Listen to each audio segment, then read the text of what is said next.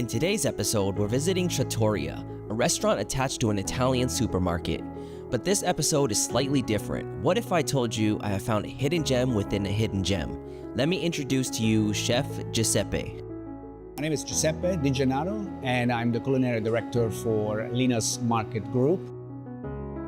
I grew up in the south of Italy, where the food is king. Everything is revolves around food. So at the age of 8-9 years old, I would say, didn't actually develop a passion for cooking, but I loved eating, and that sort of led me to wanting to discover food in general and how it was put together. That's what led me to have that passion for cooking.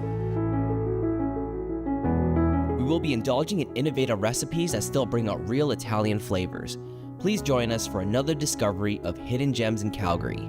This is all Feast YYC. I think first time that my mom cooked a stewed rabbit, and this is a dish that to this day is just very memorable. I cooked a stewed rabbit, and with the sauce from the rabbit, pasta was tossed with it, nice bucatini pasta. It was fantastic, and that just blew me away. I was very young, but I just loved the flavors. It was so damn good, and to this day, it's just one of my favorite. The experience is like any other restaurant. It's you opening a restaurant to please your customers. You're cooking, you always have to hope and wish that your cooking is good enough for people to enjoy. Now, Tratorria is a place where we have a great chef de cuisine that runs the show, so I don't have to worry about what goes on every day, and he does a great job at it. So it's easy enough for me to say everything's great because you have a good help. So once again, a good chef is the one that has a great team behind him. There's been a lot of setbacks in kitchens. Probably you have setbacks every day. How to respond to setbacks is one of the important things. I think one major one, one time we were actually catering for a large wedding. It was about 150 people, and we had food enough for 150, maybe 160, but there was a mistake when a reservation was taken, and it wasn't 150, but it was 250. And at that point, we had to improvise. So everything became smaller. It became, we had to cut steaks in half and make extra pastas and all these kind of things. So what you learn is that you always have to be prepared for the worst when you're cooking. You never know when the worst is going to happen. Well, like the eggplant funghetto is one of my favorite dishes because as a little kid, I always hated eggplants. I didn't like eggplants. My mom always insisted that I try them. I never wanted to. One day she just put eggplant funghetto. It's like a stewed eggplant in tomato sauce with basil and cheese, and put that between two slices of bread as a sandwich. I ate it, and it just changed my life. It was fantastic. To this day, it's one of my top 10 favorite dishes. And this is the part where we all feast. So Giuseppe, tell us where we're gonna go. Okay, so I've got 5 different dishes, 5 different recipes. Some are influenced by certain regions, some are variations of some traditional dishes, some are very traditional. So probably gonna start with this one here. We're gonna start from Sicily. So this is a variation of the Sicilian caponata. Usually caponata is made with eggplant predominantly. I've actually used peppers and zucchini as well, and really in a sweet and sour kind of sauce, tomato and sugar, vinegar, all together. So we're gonna start on that. So with some nice olive oil crostini. Perfect. Is there a way to eat it, or how? Usually just put it on bread, or you can just scoop it up and eat it, okay. Or just put it on bread and you eat it like that. This can be an antipasto, or it could be a side dish for, maybe you can put it beside a chicken dish or a fish dish. It goes with everything. Okay, so I guess I'll just take a piece of bread here. And put some on top and set a bite. Okay, let's try this. So this is zucchini. Zucchini, peppers, onion, eggplant. There's capers, olives, lots of goodies in there. So all right, and then this is like this got olive oil on it. Olive oil, a little bit of Parmigiano Reggiano, cheese on as well, and it's toasted. Feels very crispy. Yeah. Okay, let's give it a try.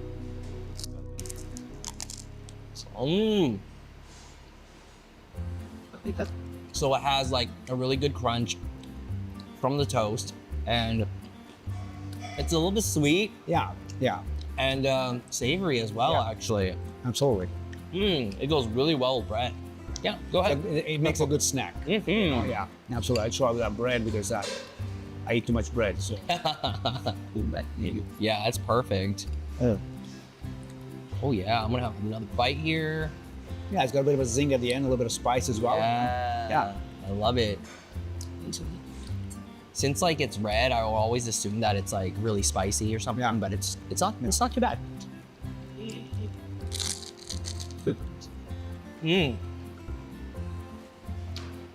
Delicious. Awesome. Pleasure enjoying. Thank you. Challenging moments. I come from a generation of chefs probably that's a little different from today's. The kitchens were rougher. They weren't as politically correct as they are now. So you had to put up with a lot of nonsense from angry chefs where, frying pans will fly at you if you did something wrong. What kept me going was the fact that it was probably the camaraderie that formed between yourself and the other guys in the kitchen that sort of kept you going, because it was almost like being in the army, like you were going to battle really every day in the kitchen. That was what kept you going. I would say when I first moved to London, England in the mid-'80s, I worked for a old Italian gentleman. He was a chef de cuisine for this restaurant. Not that he influenced me in terms of in the style of cooking, but influenced me because it was my first professional chef that I worked for. I was 16 years old, so that chef really made an impact on me on how the kitchen would operate every day, and that sort of really impacted my career and how I base my system as well in the kitchen. Yeah, probably from Sicily, we're going to go up on the boot. So we're going to leave the island, we're going to start approaching Calabria, which is the very tip of the boot. So this is an inspired dish. So it's not a tradition of Calabria, but we are using the andouille, or andouja, like they say in Calabria, which is a very spicy sausage. So we made a sauce with that, and we have seared some shrimp, and we just got to mix it all up, maybe squeeze some lime over it as well. Ooh. And yeah, phenomenal dish. Good appetizer for sure. All right, let me give it a try. Squeeze the lime first, squeeze the right? lime. Might be a little messy because you got, but we got a napkin. So. Yeah. Here we go. Ready? Yeah. Like a lot of lime or a little? A couple of drops. It's fine. That's it. Yeah. Perfect. Oh yeah. Okay, let's give it a try. Yeah. Oh, I gotta take a napkin first, real quick.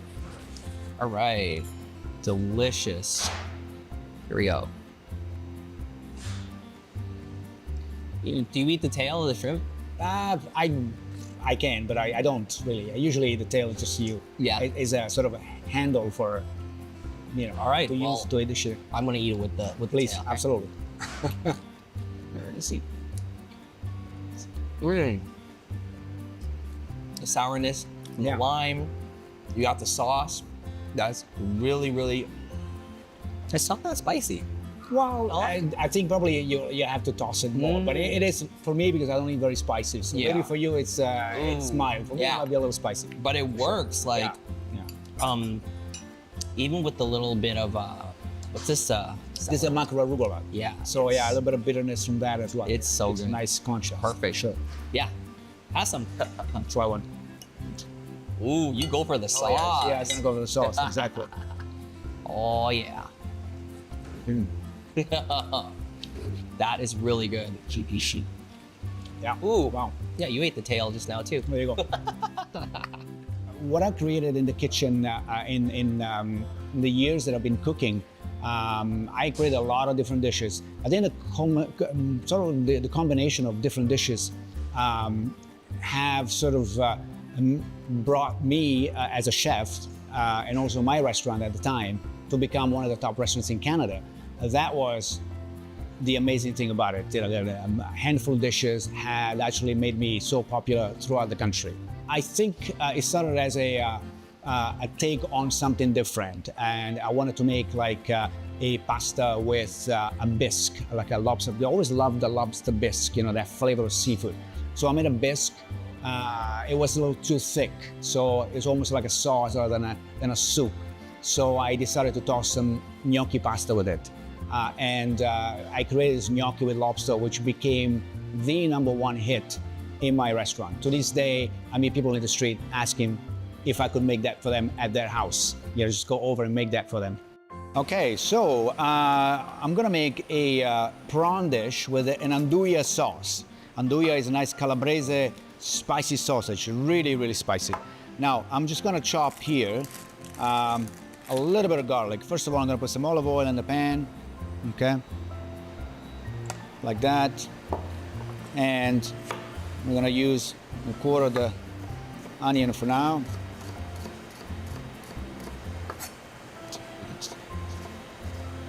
I'm just gonna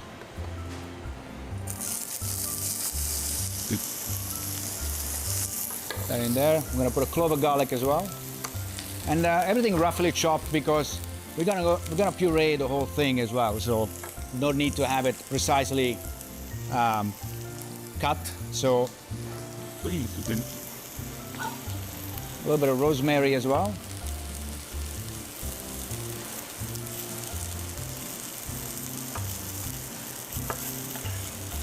Like that. A bit of pepper, a little bit of salt. You also got to put some little dry chili flakes. With this a little stir.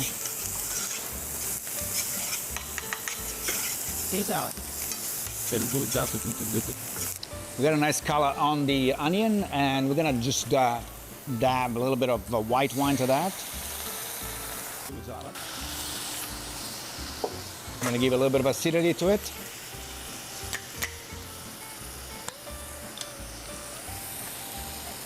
A little tomato passata,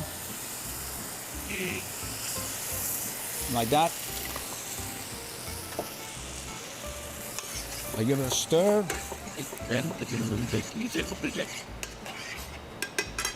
Let that cook. Now this is the andouille sausage right here. So it comes in a little casing. You see how spicy that is? It leaves you like a red hands. So we're just gonna cut a piece of that. Take it out of the casing. And we're gonna melt it in the sauce like that. Okay? And we'll let that cook. We're gonna start on the shrimp. We got a shrimp right here. We're gonna season this one with a little bit of paprika, salt, and fennel. Okay, we're gonna start this pan over here. And just want to cook it until the andouille is completely melted inside the sauce. And then we gotta give it a nice puree to it. Once again, a little olive oil right here. This is nice Sicilian olive oil. We're gonna have a little bit of lime there as well. So we're gonna throw our shrimp in there. So what we're gonna do here, we're gonna transfer the sauce into a little container like this, and we're gonna puree it. All right, so the shrimp, we're gonna give a nice seal, nice singe. I'm gonna put a lime in there too, like this. Meantime, I'm gonna hook up my blender. Just turn the shrimp around like this. So we got a nice caramelization on the shrimp like this. Just the seasoning as well. We're going to plate this up. I'm gonna put some sauce right in there. I'm gonna put the lime like that, shrimp all around.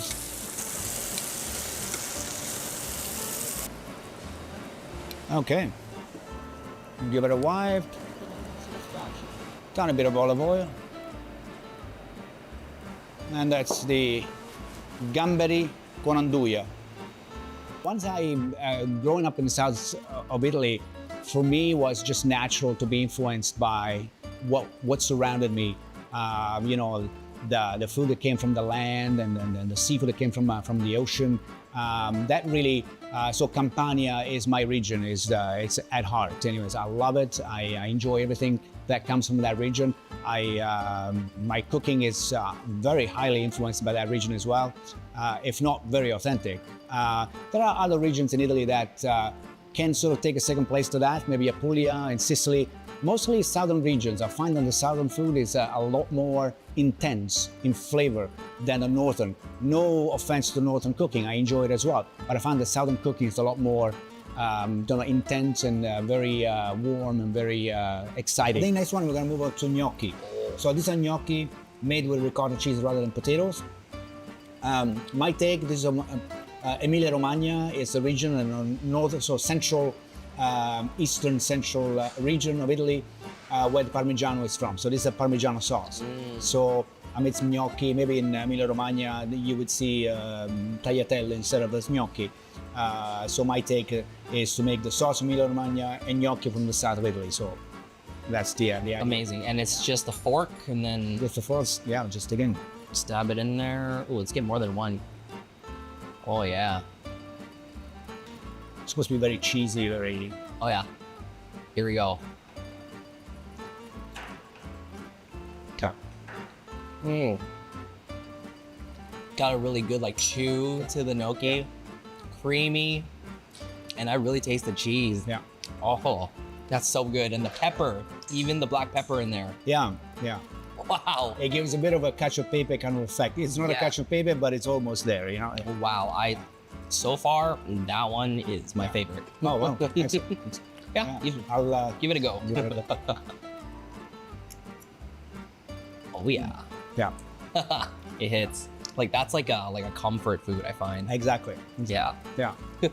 Back in the days when I wanted to have my own restaurant, so switching from working for somebody to open your own restaurant, that's a sacrifice that I had to make to pursue my career.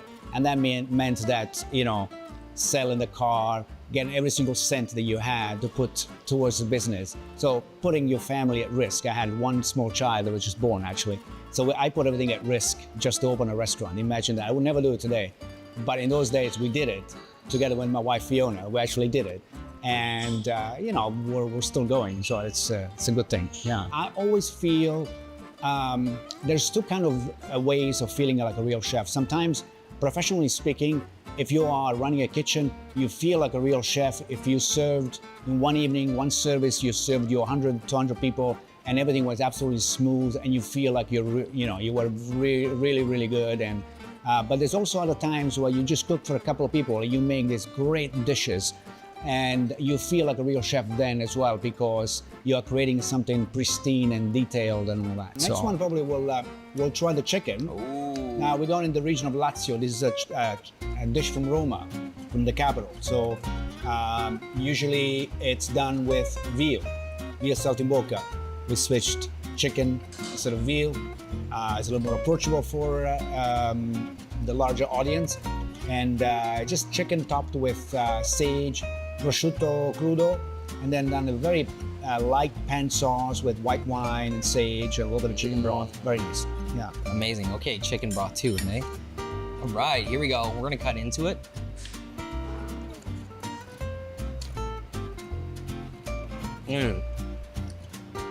That savoriness from the sauce, but that is amazing. I'm going for another bite. Absolutely. Oh, It's a simple dish, but it's just very. It's got savory. It's got saltiness from the prosciutto. Yeah. it's got all the protein Yeah. we need for the day.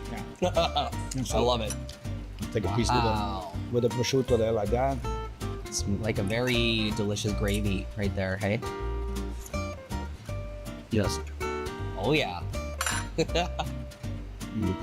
Oh, Yeah.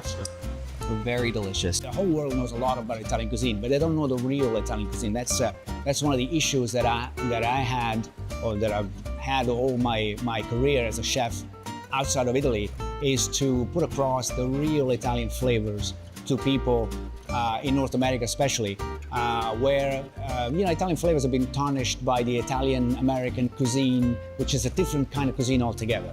So hopefully one day, my wish that North Americans will actually come up and face the real Italian food and enjoy it for what it is. I know they do enjoy it because when they do take trips to Europe, to Italy, they enjoy it so much they come back and they tell stories about how they enjoy the food in Italy so much more than one there in Canada. But to bring it out to the masses, that it's important. I have everyone to know that Italian cuisine is much better than what we have. Well, the final one is, this is the big of my home region, it's acqua pazza, meaning crazy water. What? The fish itself, maybe it's not necessarily a traditional fish of the region because we don't have that kind of fish, but that's what I had available. Yeah. Usually you would use a sea bass, like a spigola, Yeah. or branzino. But the sauce has got a bit of saffron, some cherry tomatoes, steamed clams, garlic, chilies, very brothy kind of thing. We use mahi-mahi in this occasion, so but it'll be very nice for sure. Amazing. Okay. And well, just gotta squeeze the lemon juice as well, just to give it that tartness as well. So, okay. Yeah. So use this lemon here. Here we go. yeah, I can probably. Oh wow. First right there you go. Oh, so you gotta try the clam and the fish. This time I'm gonna do a lot more sauce because that's what you did last time. I feel like I was missing out on something. Here we go. Drink the base. Yeah, Perfectly cooked fish. Good. Oh, it goes really well with the sauce. Yeah. So flavorful. Yeah, it keeps the fish very moist. Yeah. Fish doesn't tend to dry out because it's got sitting on a pool of nice flavorful sauce. Oh yeah. So it keeps it nice and moist. Yeah. I love how all these dishes are different flavors. Yes. Like, I mean, like there's redness in this one and this one, but they taste completely different. Yeah, absolutely. Insane. Yeah. Try one of the clams here. I'm gonna try it. Oh yeah. Here we go.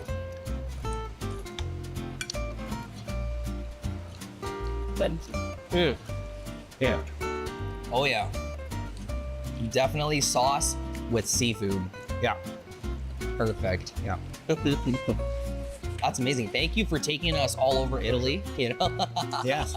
We went from the very south up to central Italy. So Yeah. yes. So for the new season at Tratorria, we're making a new offerings with Chef Angelo at Tratorria.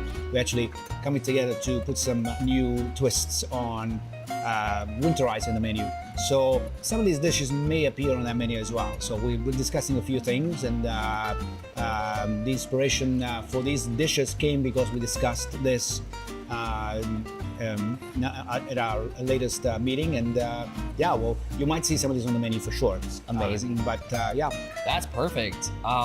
Thank you so much my pleasure. for cooking and explaining and doing all the hard work while we sit and enjoy. It's my pleasure.